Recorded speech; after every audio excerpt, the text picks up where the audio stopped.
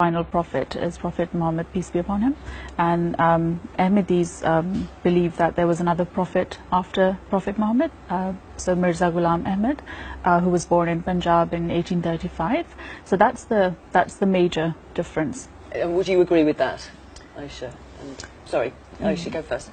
Yes, I think broadly speaking that is the main theological difference. I think we have a difference in how we interpret the seal of prophethood, and we believe that the prophet, we believe in the founder of the Ahmadiyya Muslim community, Mirza Ghulam Ahmad. There's also the second coming of the Messiah that all major religions have been waiting for.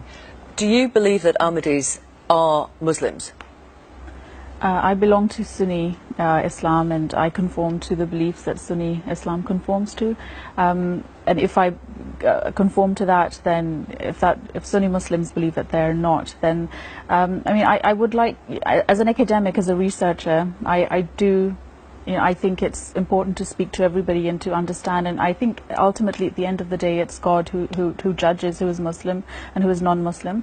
But of course, as a category, as a Sunni Muslim, this is, this, I conform to that belief, but I do always want to be open-minded and speak. Sure, yes, Umar, I mean, it sounds like you're saying he's not, she's not. I'm nobody to judge. I'm nobody to judge. I do think that people who judge are are limited. I don't think human beings can judge who is a Muslim and who is a non-Muslim. Okay. I think it's and of course I'm not a religious scholar, but I think I think it's God who ultimately judges. So I don't discriminate against Ahmadis. All right. But there are a number of Muslims who do discriminate against people like yourself. And what is the danger with that?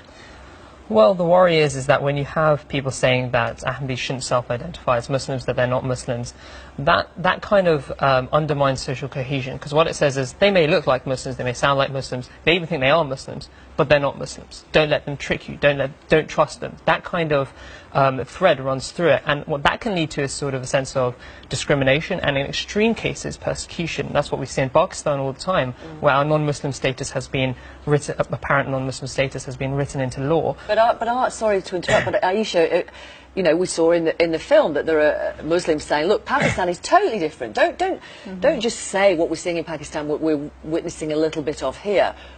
Is that right, or is there tension in this country? Well, I think it's fair to say that what's happening in Pakistan is quite different. Yes. I mean, we've had a long history of severe and brutal persecution. We've had our mosques torched and people's homes have been burnt down, and you have to sign a form saying everything you believe in is false to get a Pakistani passport. So it's institutionalized, sustained persecution. Obviously, there's nothing like that. There's no state-sanctioned persecution in the UK. But there have been pockets where, if you like, Muslim-heavy areas, where there are certain communities who, I think this also goes back to the Radio 4 documentary that's now being played about Deobandis and the rise of extremists coming into the UK. I think the larger concern here, for me personally, is that ideology creeping into the UK. And I think with the rise of that extremist ideology, you have certain individuals who do have hate-filled ideology, and they do have. How does that manifest itself in Britain? I think the thing to remember is that individuals who have extremist inclinations, they do exist in the UK, and that is a problem of radicalization that we are facing as a community, as the society at large. And that just doesn't threaten Ahmadis per se, that threatens everyone in the community. Okay, let me bring in Iman then from Telmama, which is the organisation monitoring anti-Ahmadiyya attacks. What kind of things have you been seeing, and are these incidents on the rise? So in the last year we have been seeing an increase in anti-Ahmadi rhetoric that has been promoted both in the online sphere as well as on a street level. And recently, following the unfortunate murder of the shopkeeper Asja in Glasgow, definitely we have seen an increase of attacks taking place on the Ahmadiyya community.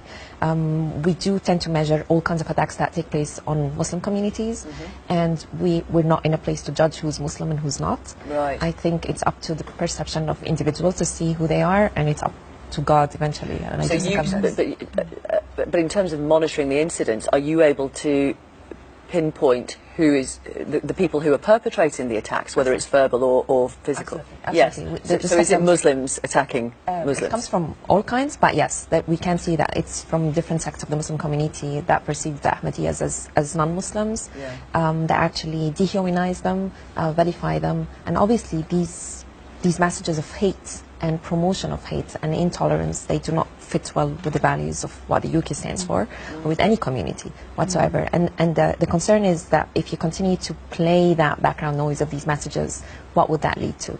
Would that eventually lead to further hate, further extreme messages going out, further acts of extremism taking place towards this minority community and other communities?